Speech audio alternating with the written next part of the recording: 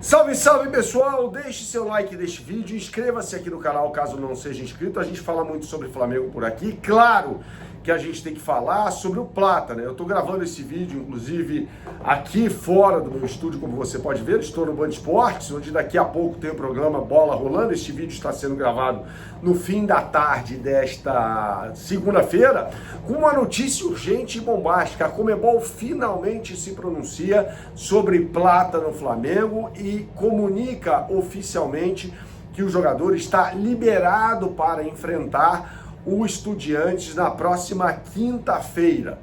É o que faltava, é a peça no xadrez que faltava, diante de várias fake news, inclusive, criadas pela imprensa argentina e por páginas de torcedores, né? Uma coisa que não tem muita credibilidade, né?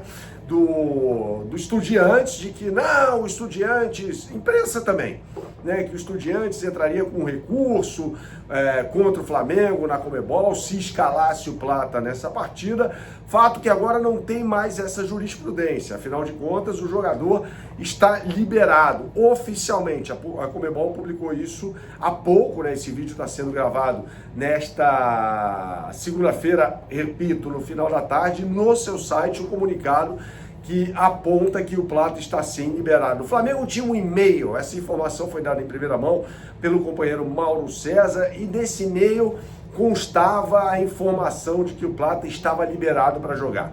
Flamengo e CBF receberam esse e-mail, mas os Estudiantes, a diretoria dos Estudiantes, dizia que não tinha sido comunicada por nenhum meio, seja eletrônico, seja por pombo correio, sinal de fumaça, nada disso. Então o que acontece?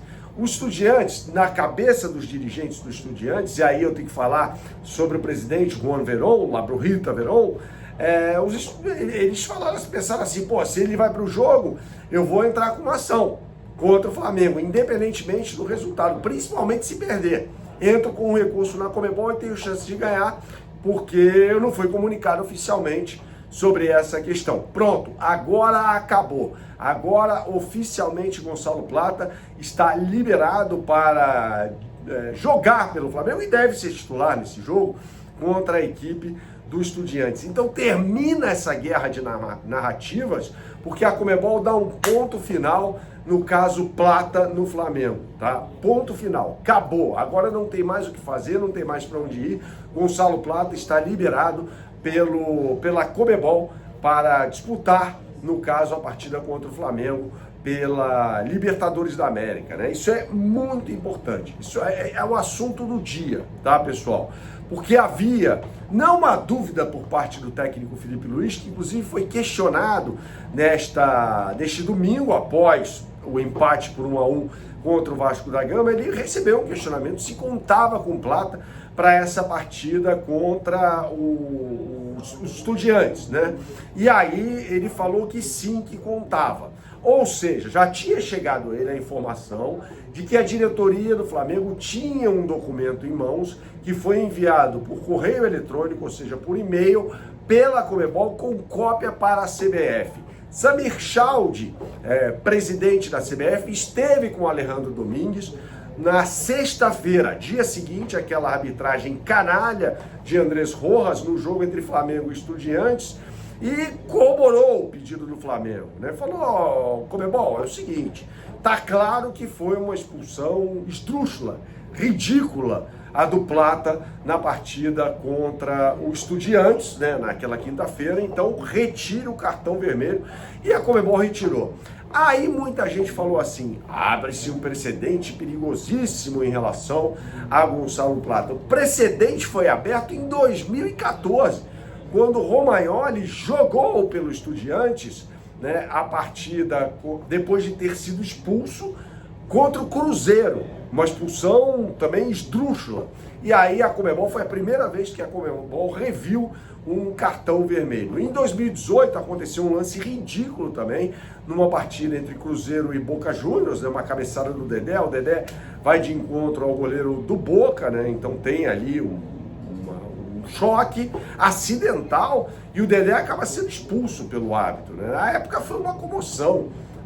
Ali mostrou-se claramente que não ia dar para o Cruzeiro não, né? O Cruzeiro em 2018 ainda tinha um bom time de futebol, foi antes aquela situação falimentar, né? E tem nome e sobrenome aqueles que levaram o Cruzeiro para o buraco, os irmãos Perrella e o Itair Machado, também chamado de Mitair à época. Então há o precedente. Então se alguém falar para você, ou se você vir na televisão, ouvir no rádio alguém falando, não, está aberto um precedente perigosíssimo, você dê o checkmate, dê a informação correta, que o precedente foi aberto em 2014 com a revisão do cartão vermelho do Leandro Romagnoli, jogador do São Lourenço de Almagro, que inclusive, surpreendentemente, ganhou a Libertadores naquele ano, tá? Então não tem essa de precedente aberto em relação ao Gonçalo Plata. Particularmente, acho que foi criado um clima de guerra, e o clima de guerra é a zona do conforto do Estudiantes. Vale lembrar que esse time ganhou no apito as 3 Libertadores, lá nos anos 60, 68, 69 e 70, em cima de Palmeiras, Nacional e Peñarol, respectivamente.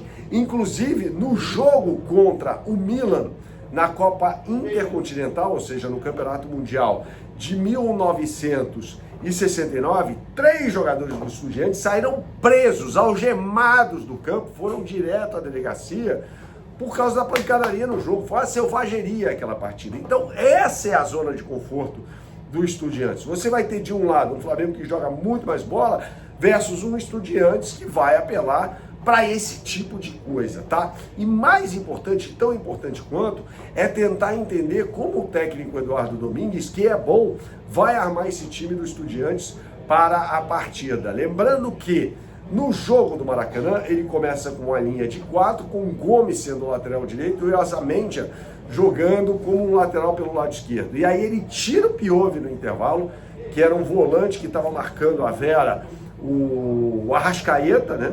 Para colocar um Benedetti, que era um ala pelo lado esquerdo. Aí ele fecha os corredores laterais do Flamengo, tanto que você viu uma queda de desempenho grande dos 2 laterais, Varela e Ayrton Lucas, e também no Samuel Lino naquele jogo, porque ele fechou os corredores. E aí ele trouxe 3 meio-campistas para confrontar os 2 volantes do Flamengo, que eram Saul e De La Cruz. Sai o Saul, entra o Alan, o time do Flamengo faz assim. Eram esses 3 jogadores, Medina, Amondarain e o Ascaciba, que é capitão do time e o melhor jogador da equipe. Então, fora toda a questão da arbitragem e também dos gols perdidos pelo Flamengo, uma certa soberba até na partida, tem a questão também tática da partida, que foi muito interessante. Foi muito interessante, muito legal de se ver. Então, vamos lá. Tem muita coisa para acontecer no que diz respeito ao campo e bola, mas a grande notícia é essa, que a Conmebol finalmente interveio e colocou um ponto final no caso Plata. Saudações, até a próxima e tchau, tchau.